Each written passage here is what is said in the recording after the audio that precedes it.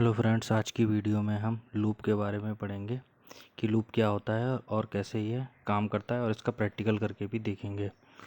Basically 3 types के loop होते हैं, for loop, while loop, do while loop. हम पहले फॉर लूप के बारे में पढ़ेंगे। यह सर्वाधिक प्रयोग होने वाला लूप है। इस लूप में सी के 4 कीवर्ड का प्रयोग होता है। इस लूप के ऊपर बताए गए तीनों ही भाग कोष्टक में लिखे होते हैं। इस लूप की विशेषता यह है कि इसके जितने स्टेटमेंट होते हैं उन्हें फॉर लूप लिखने के बाद उसके नीचे मझले कोष्टक में एक ब्लॉक में लिखा जाता है और ये स्टेटमेंट ब्लॉक तभी एग्जीक्यूट होता है जब फॉर कंडीशन सत्य होती है।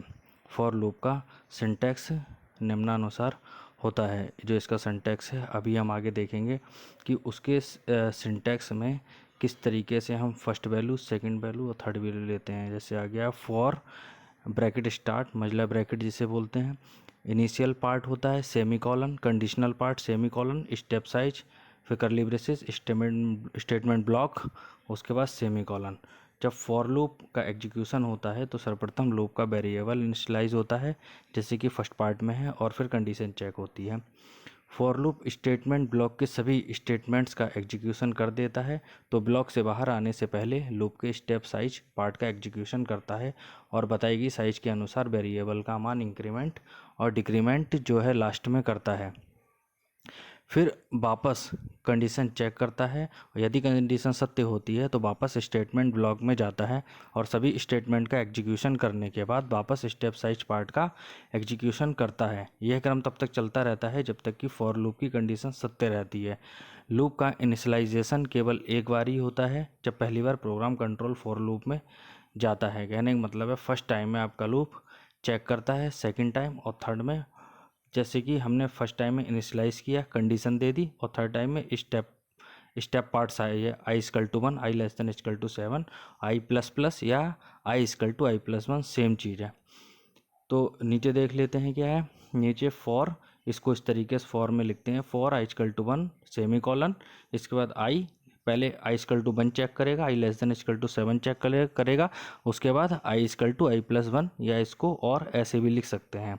अब फॉर लूप का स्टेटमेंट ब्लॉक लिखना है तो इसी क्रम में एक एक मान इसका इंक्रीमेंट होता रहेगा और ये लूप की तरह, जैसे कि लूप होता है उसी की तरह ये वैल्यू को चेक करता रहता है। लास्ट वैल्यू जब तक ट्रू रहती है तब तक ये वैल्यू को चेक करता है और आपको जो प्रिंट है वो हम आई की वैल्यू करवाते रहेंगे लगातार और जो आता रहेगा। इस प्रोग्राम में पहला अंक प्रिंट होने के बाद दूसरा अंक अगली पंक्ति में प्रिंट होना चाहिए। तो हम न्यू लाइन का सिंबल आपको पहले भी वीडियो में बताया जा चुका है कि /n का यूज़ करते हैं, उससे क्या होता है न्यू लाइन हमारी प्रिंट हो जाती है।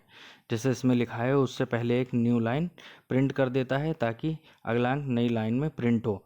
मतलब फर्स्ट टाइम आपका लूप में जाएगा, चेक करेगा, फिर सेकंड टाइम यहाँ पर उसको प्रिंटफ फंक्शन को लिख कर दिखाया। हम प्रिंटफ फंक्शन के अंदर एक ही न्यू लाइन कैरेक्टर कांस्टेंट लिख सकते हैं या फिर एक और प्रिंट फंक्शन लिखकर उसमें न्यू लाइन कैरेक्टर कांस्टेंट लिख सकते हैं। ये दोनों स्टेटमेंट नीचे दिए गए, चाहे आप इस तरीके से लिख सकते हैं printf %d/n i या डायरेक्ट /n।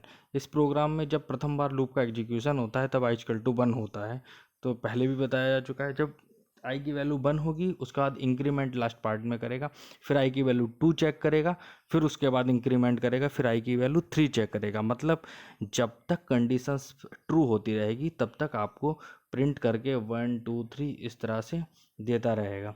पुनः कंडीशन चेक होती है और यह क्रम तब तक चलता रहता है जब तक मान इंक्रीमेंट होकर 11 नहीं हो जाता है। जैसे ही आई का मान 11 होता है फॉर कंडीशन असत्य हो जाती है और प्रोग्राम कंट्रोल फॉर स्टेटमेंट को एग्जीक्यूट नहीं करता बल्कि सीधे गेटचे फंक्शन में चला जाता है। इसका जो है फ्लो चार्ट देख लेते हैं कैसे काम करता है। इनिशियलाइजेशन एक्सप्रेशन, उसके बाद test expression, for loop body में जाता है, उसके बाद अपडेट एक्सप्रेशन। अगर फॉल्स होता है तो डायरेक्ट बाहर निकल जाएगा, अगर ट्रू होता है तो यही कंडीशन बार बार रिपीट होती है, इसी को लूप बोलते हैं। तो इसका एक छोटा सा प्रोग्राम देख लेते हैं कैसे प्रोग्राम कोड लिखा जाएगा, जो कि हम अपनी सभी वीडियो में दिखाते हैं। पहले हेडर फाइल ये दोनों यूज़ कर लिए, studio.h और conio.h। इंटीजर में मेन ले लिया, ऊपर वेरिएबल इनिशियलाइज कर लिए हैं, integer I equal to 1, number equal to 0। अब यहाँ पे इसका प्रोग्राम चलाकर देख लेते हैं देव C++ में कैसे काम करेगा। तो हमने पहले ही बताया था, दोनों हमने ऊपर हेडर फाइल ले लिए, printf printf में एंटर या नंबर प्रिंट करवाएंगे, और scanf दे दिया है परसेंटेल या एम्परसेंट नंबर, फॉर लूप लगा लिया i equal to 1, i less than equal to 10 i plus plus, मतलब i की वैल्यू ये बार बार चेक करेगा। i की वैल्यू हमने ऊपर 1 ली है तो यहाँ पहले 1 चेक करेगा, कंडीशन ट्रू होगी तो आपको 1 हो जाएगा प्रिंट, फिर 2 3 3 4 5 6 इस तरीके से 11 टाइम ये वैल्यूज़ को प्रिंट करेगा। तो इसी तरीके से आपको 11 बार प्रिंट वैल्यू हो जाएगी। तो जो लूप है वो इसी तरह से काम करता है। और हम इसको अभी कंपाइल करके भी देख लेंगे। आई की वैल्यू हर बार ये इंक्रीमेंट करेगा। एग्जीक्यूट करके देखते हैं कि प्रोग्राम लिखा हुआ सही है या गलत है। तो यहाँ पे एरर और वार्निंग 0 है, उसका मतलब हमारा प्रोग्राम बिल्कुल सही है। Thank you. जो हमारे चैनल पर नए हों वो प्लीज़ सब्सक्राइब ज़रूर करें ताकि आपको सी प्रोग्राम से रिलेटेड न्यू वीडियो